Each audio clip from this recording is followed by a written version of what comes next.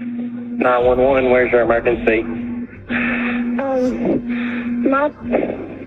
Someone is a robber at a pawn shop. Someone's robbing the pawn shop? And my parents got shot. Where is the robber? He's right here right now. Where are your parents? They're dead on the ground. Come here quickly because I'm afraid. This was the phone call made by 9-year-old Andrew when an unknown man brutally attacked his parents. The police arrived at the crime scene without delay, hoping to rescue Andrew and his 14-month-old sister, Naomi.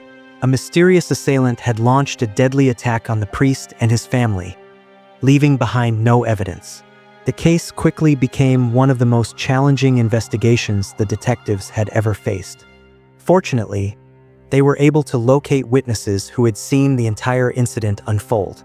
Their statements played a crucial role in revealing the truth about the tragic events that struck the Hockensmith family in 2013 in Danville, Kentucky. Michael Hockensmith, a 35-year-old priest, had previously served as the manager of a local pawn shop. However, due to the previous owner's deteriorating health, he was forced to take over full responsibility for the store. Known for his integrity, Michael was a man who easily connected with others and was always ready to lend a helping hand. Michael's life changed significantly when he decided to get married, and no one questioned his decision. Angie was his first love, a kind and gentle woman whom everyone admired. Michael adored her deeply, and their bond only grew stronger when they welcomed children into their lives. Together, they built a loving and happy family. As the Hockensmith family grew, so did their business. Their pawn shop, ABC Gold Games, and more flourished into a successful family-run enterprise. It attracted many regular customers, including broker Dan Smith, with whom they frequently conducted business on Fridays. Life seemed perfect for the Hockensmith family, until one fateful day in 2013 when an unknown man shattered their peaceful existence. 911, where's your emergency? Someone is a robber at a pawn shop. Someone's robbing the pawn shop? And my parents got shot. Where is the robber? He's right here right now. The robber, does he have a gun? Yes. He shot my parents. Okay, can he see you? I'm in the back right now. You're in the back? So the robber's up front of the store? Yes, but I don't know if he's here or not.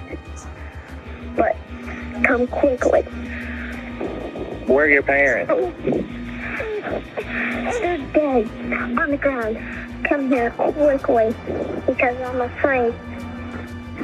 Please hurry. Okay, they're coming, okay? 6 minutes after receiving the distress call, police officers arrived at the crime scene. As they stepped inside, they were immediately confronted by a gruesome sight, a trail of blood leading them to Michael Hockensmith. Nearby, they discovered the lifeless body of his 38-year-old wife, Angie, and behind the counter lay the third victim, 60-year-old broker Dan Smith. Each of them had suffered fatal gunshot wounds to the head and torso. Shortly after, officers found 9-year-old Andrew Hockensmith and his 14-month-old sister, Naomi, trembling in fear as they hid inside a closet. The scene painted a horrifying picture of the terror these young children had endured. In an instant, they had lost both parents, leaving them orphaned. A closer examination of the crime scene revealed 14 spent .22 caliber shell casings and 3 intact bullets, along with a briefcase belonging to Dan Smith.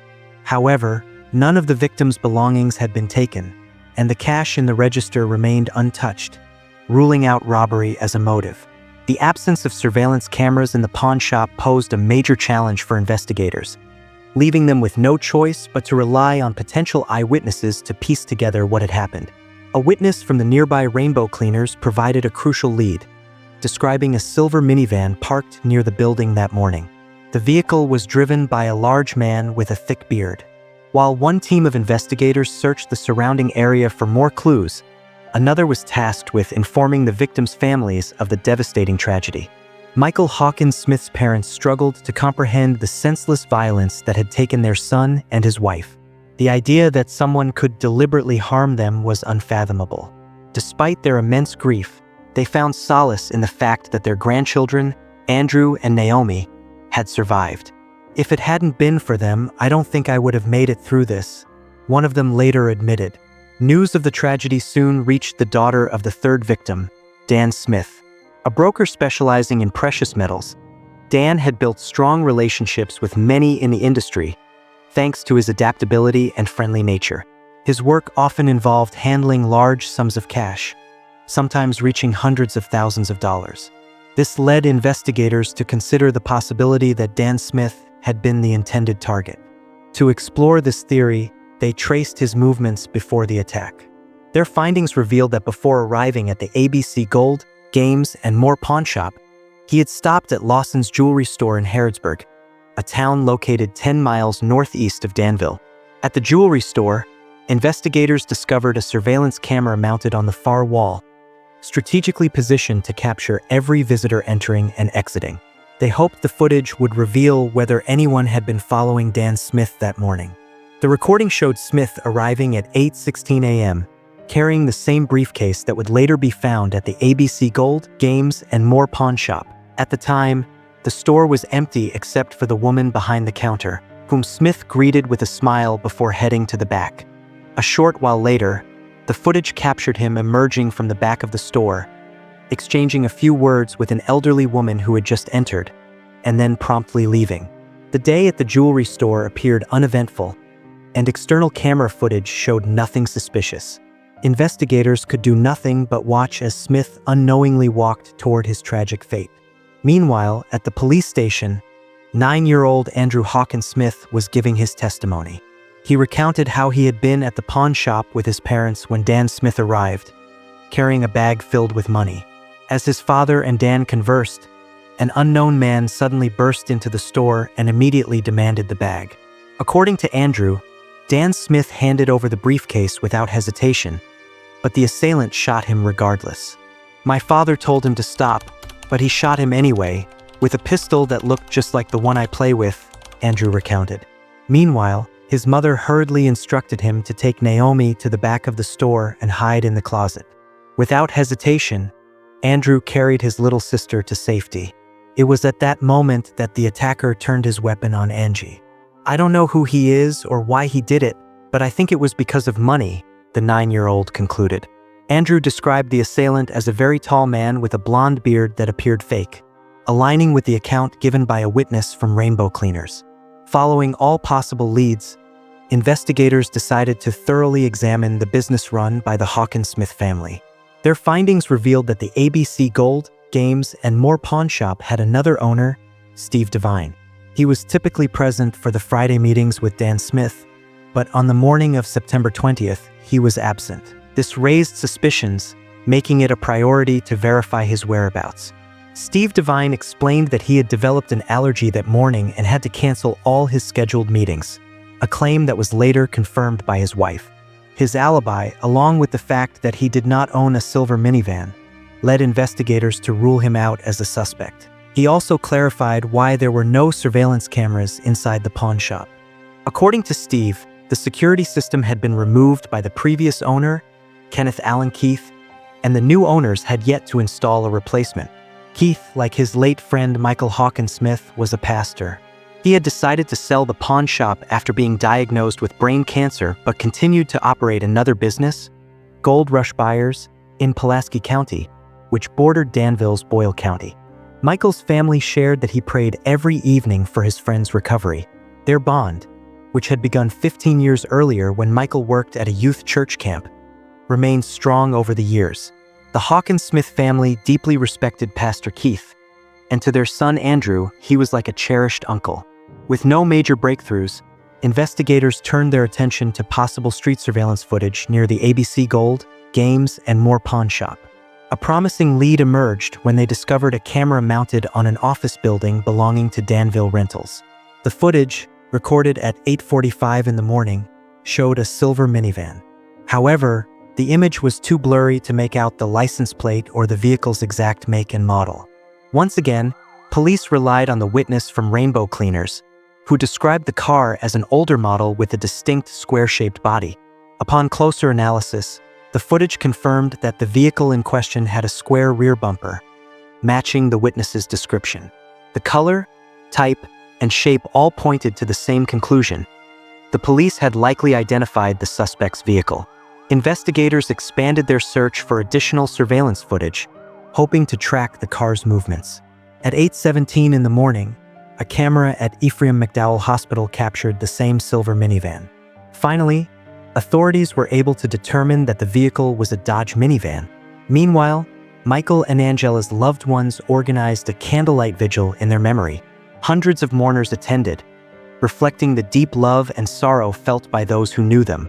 Similarly, Dan Smith's close relatives struggled with their grief. Though devastated, they chose to honor his memory by participating in the funeral, rather than letting anger consume them. At the same time, the Danville Police Department issued a public plea for any information regarding the suspect or his vehicle. Just days later, on September 24th, the case took a new turn when police received a call from Tracy Hurl, a pastor from Warren, Michigan. He claimed to be a friend of Kenneth Keith and revealed that, during their last conversation, Keith had reacted strangely when the Danville murders came up in discussion. Pastor Kenneth Allen Keith told Hurl that on the day of the murders, he had traveled to Danville to purchase medicine for his wife. He also admitted feeling a sense of guilt, explaining that he had been the one to give Michael Hockensmith the opportunity to take over his former business. According to Keith, Dan Smith might have been the intended target, given that he frequently carried large amounts of cash while dealing in gold. However, there was more to the situation than Keith let on. As investigators dug deeper, they uncovered that his relationship with the Hockensmith family was not as amiable as it initially appeared. Between you and me, brother, they were crooked people. They went into it with the whole point from day one to take over that business from me. These statements immediately raised investigators' suspicions, placing Keith on their list of potential suspects.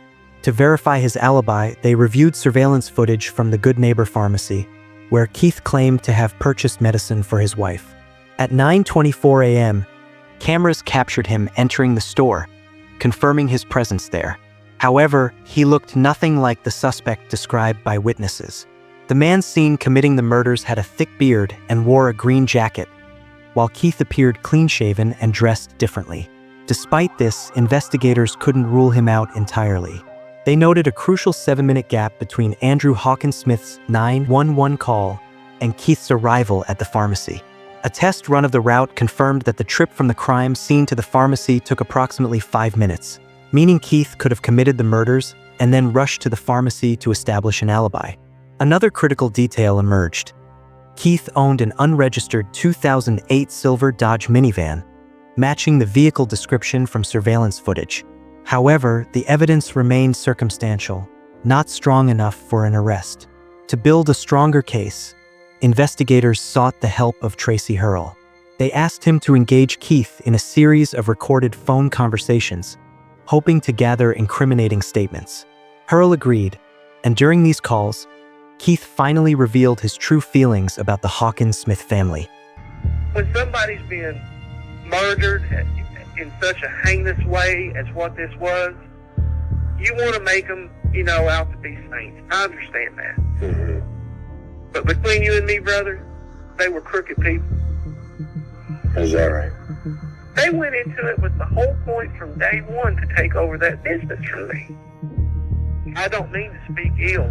No, hey, Facts are facts. yeah. And here's the thing. I can't tell nobody none of this because what does it make me look? Yeah. It makes me look like a perpetrator, see? Then, the moment investigators had been waiting for happened, Keith began discussing details of the case that had never been made public. I was in Danville, but I was at the pharmacy.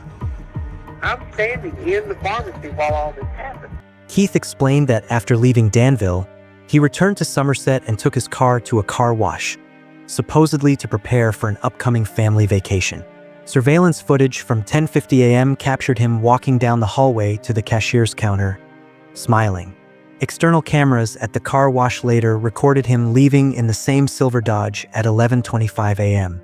These images matched all previously obtained footage from various surveillance cameras in Danville, further strengthening the case against him.